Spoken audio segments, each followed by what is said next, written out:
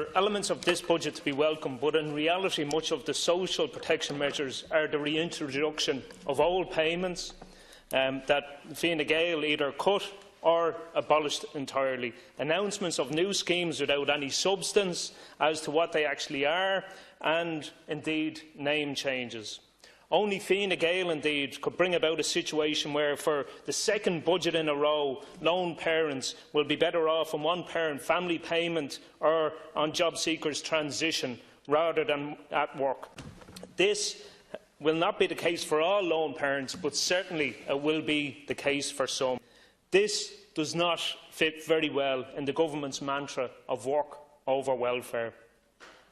In June last year, the Minister for Social Protection at the time, Leo Varadkar, told me in a reply to a PQ that the working family payment was one of the most significant commitments in the programme for government, and that considerable work and indeed analysis needs to be done on that. And the result of that considerable work and analysis is what? A name change. We told the Minister at the time that introducing a new scheme, when we had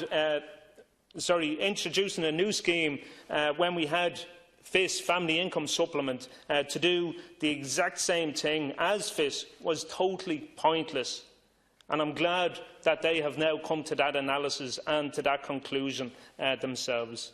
While the working family payment was such a pivotal part of Fine Gael's general election campaign last year, it is clear that it is nothing more than PR and indeed spin. And of course Fine Gael know all about PR and spin, given the fact that you are spending €5 million of taxpayers' money to run your own spin unit. We know from the Indicon report published last week that previous cuts made by Fine Gael and Labour to the one-parent family payment has led to an increased poverty among lone parents and indeed their children. We also know that in the last 12 months, some lone parents have not been able to afford such basics as heating their own home or indeed the ability to buy a warm coat. And this budget comes nowhere close to addressing the concerns concluded in the Indicon report. Budget 2018 does nothing to tackle the discrimination faced by young job seekers on reduced payments, reductions that are unjustified and discriminatory, according to Social Justice Ireland. Budget 2018 continues this discrimination and at the same time widens the gap between our young job seekers and all other job seekers. There is now a gap of €90.30 difference between job seekers' payments for 18 to 24-year-olds and those aged 26 and over.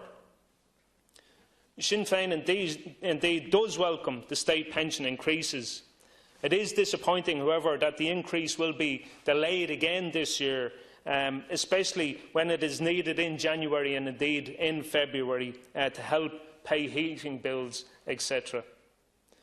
The discrimination for our older citizens also continues in Budget 2018, because in Budget 2018 it fails to reverse the changes that were brought about in 2012 and the pension cuts, impacting on over 35,000 older people, mainly women. This is acknowledged right across the House. I listen week in, week out by deputies from the government benches, from Fianna Fáil and other benches, criticise this and calling on government to do something. But again, this budget does absolutely nothing to address that discrimination. The answer we always get to this is the total contributions approach being brought forward in 2020. This is too far away, and indeed we need clarity as to whether or not this will be retrospective. Will this take into account those already in receipt of the reduced state pensions? There is absolutely nothing, again, in this budget for 65-year-olds who will continue to be forced onto job seekers' payments through mandatory retirement, and over 5,000 of 65-year-olds are on job seekers' payments as we speak.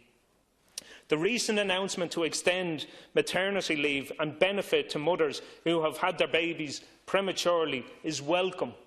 However, the date imposed is totally unfair. Just today, Minister, I was contacted by a mother whose twin babies were born 16 weeks early on September the 26th, 5 days before the start date of October the 1st, and therefore cannot receive the extended time off and benefit.